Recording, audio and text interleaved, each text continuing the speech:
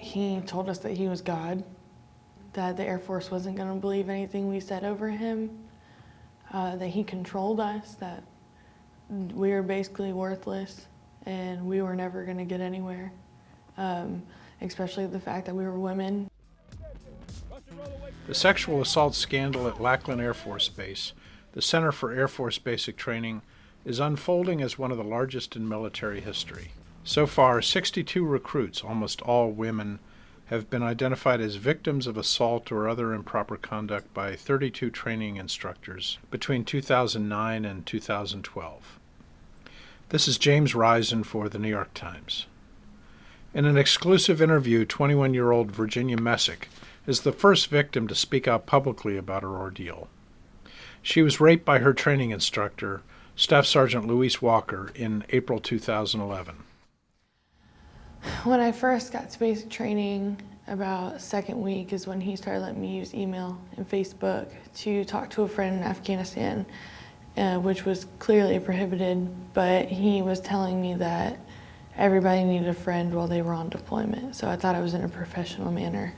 We had just cleaned an upstairs dorm for a new flight to come in, and he asked me to go and get the detail towels from upstairs, and he told me to come up 5 minutes after him so the cameras didn't catch us coming up at the same time. When I went upstairs to get these detail towels, he was standing behind the door, and when I walked in, he pushed the door closed behind me, and that's when he proceeded to rape me. And basically he told me I was going to do what he wanted me to do, or I was going to get kicked out of the Air Force or else. At the time I was blaming myself. The way that he makes you feel when you're in base, any girl in there would feel that they control you. There's nothing you can do about it. No matter what I did, he was going to get to me. And if I would have said something about it, I'd be putting my own career in jeopardy. So I didn't report it, I didn't say anything, I didn't talk to anybody until I told my best friend. Months later, Messick was approached by Air Force investigators. OSI, the investigators, they caught me off guard. They basically put me in a room with them and started talking to me, and at that point I didn't really recall what happened to me because I had pushed it so down deep that I honestly was so blocked out and so numb to it, I just didn't want to even talk about it. And on top of that, two strangers, I don't want to talk to two strangers about that.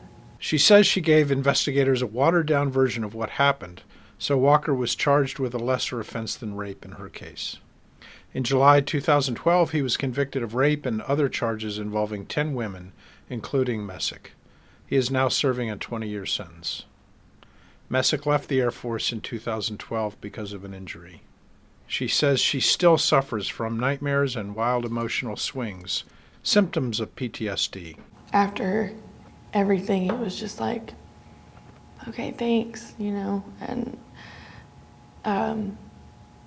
we talked, they had us talk to some senators, and senators I didn't feel really helped. They were just trying to gain ideas from us that they could put their name on. Mm-hmm. Other than that, there was nothing. The military was like, there's the door. Thanks for coming in and helping us win, but we don't need you anymore. To date, 7 Air Force instructors have been court-martialed and more cases are pending and under investigation. 2 senior officers have been relieved of command.